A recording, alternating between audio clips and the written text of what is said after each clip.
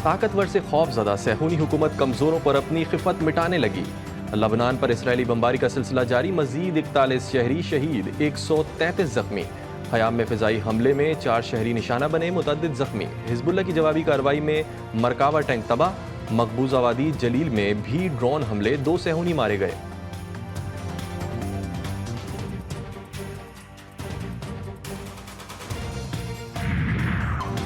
गजा में इसराइली फौज के जुल्म सितम से मजीद 88 फलस्तीनी शहीद।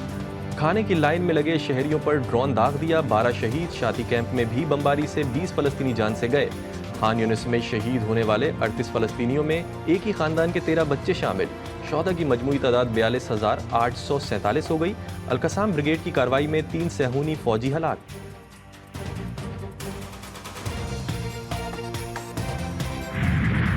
27 अक्टूबर तारीख का स्याह तरीन दिन।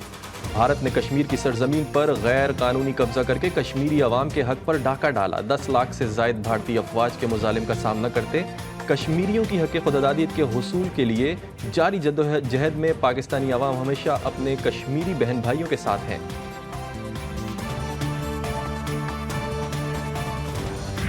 ईरान ने गुज़िश्ता रोज़ इसराइली हमले में अपने 4 फौजियों की शहादत की तस्दीक कर दी। ईरानी वज़ारत ख़ारजा से बयानिया जारी, इलाकाई अमन और सलामती के हवाले से अपनी जिम्मेदारियों को तस्लीम करते हैं।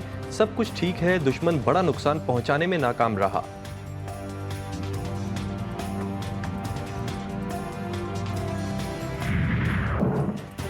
इसराइल का ईरान पर हमला ईरानी दिफाई निज़ाम ने नाकाम बना दिया। मशरिक़ वुस्ता पर तीसरी आलमी जंग के बादल मंडराने लगे। हमले से ईरान में महदूद नुकसान। ईरानी फ़ौज ने तेहरान, खुज़िस्तान और इलाम में हमलों और 2 फ़ौजियों की शहादत की तस्दीक कर दी। दिफाई और तेज़ तनसीबात और एयरपोर्ट महफूज। इसराइल ने दावा किया कि इसके 100 तैयारों ने ईरान के 20 मुकामात को निशाना बनाया। F-35 तैयारे इस्तेमाल किए गए। इसराइल की मदद के लिए जर्मनी से अमरीकी F-16 तैयारों का स्क्वाड्रन सेंट्रल कमांड की सपोर्ट में 1 रोज़ कबल ही पहुंच चुका था। ईरान वाज़े कर चुका है कि हमला हुआ तो भयानक जवाब देंगे।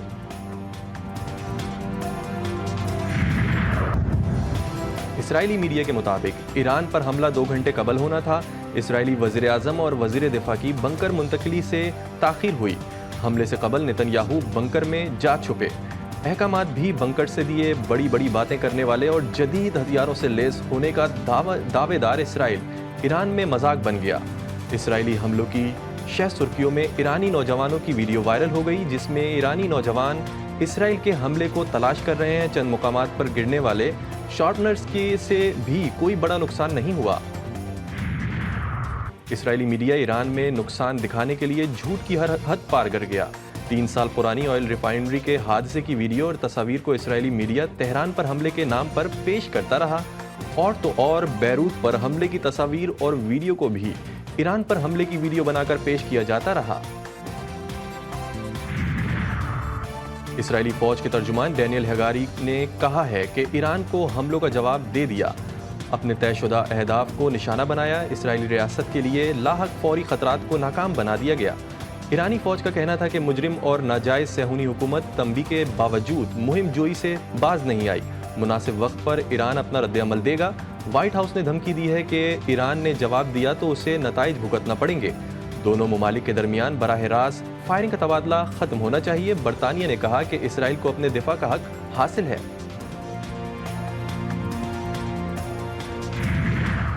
पाकिस्तान की ईरान पर इसराइली हमले की शदीद अल्फाज में मजम्मत।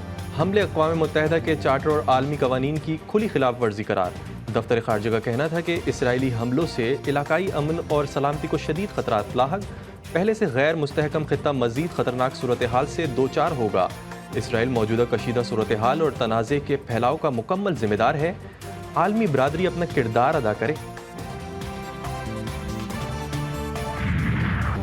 ताकतवर से खौफजदा सहूनी हुकूमत कमज़ोरों पर अपनी खिफत मिटाने लगी।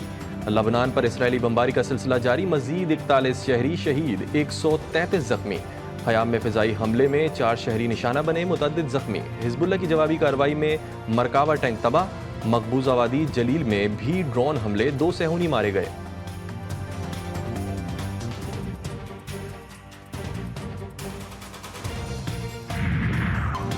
गजा में इसराइली फौज के जुल्म सितम से मजीद 88 फलस्तीनी शहीद। کھانے کی لائن میں لگے شہریوں پر ڈرون داغ دیا، 12 شہید، شادی کیمپ میں بھی بمباری سے 20 فلسطینی جان سے گئے۔ خان یونس میں شہید ہونے والے 38 فلسطینیوں میں ایک ہی خاندان کے 13 بچے شامل۔ شہداء کی مجموعی تعداد 42,847 ہو گئی۔ القسام بریگیڈ کی کارروائی میں 3 صہیونی فوجی ہلاک۔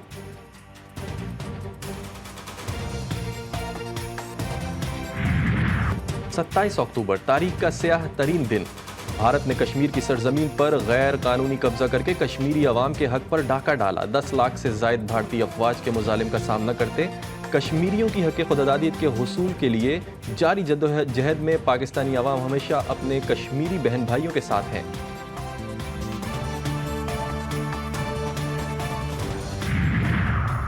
ایمنسٹی انٹرنیشنل کا مقبوضہ کشمیر میں بھارتی مظالم اور انسانی حقوق کی مسلسل خلاف ورزیوں پر شدید اظہار تشویش۔ بھارت کی انسانی حقوق کی خلاف ورزیوں پر مبنی رپورٹ جاری کر دی۔ رپورٹ میں مقبوضہ کشمیر میں آرٹیکل 370 کی منسوخی کا مطالبہ۔ اقوام متحدہ میں بھارت کی انسانی حقوق کی نشست پر سوالات کھڑے کر دیے۔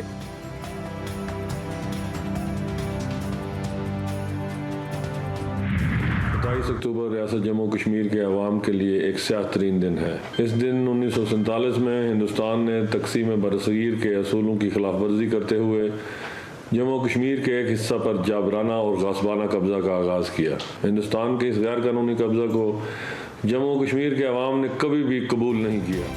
27 اکتوبر ریاست جموں و کشمیر کے عوام کے لیے سیاہ ترین دن ہے۔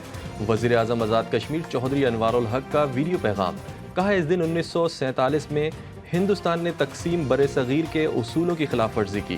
بھارت نے جموں و کشمیر کے ایک حصے پر جابرانہ اور غاصبانہ قبضے کا آغاز کیا۔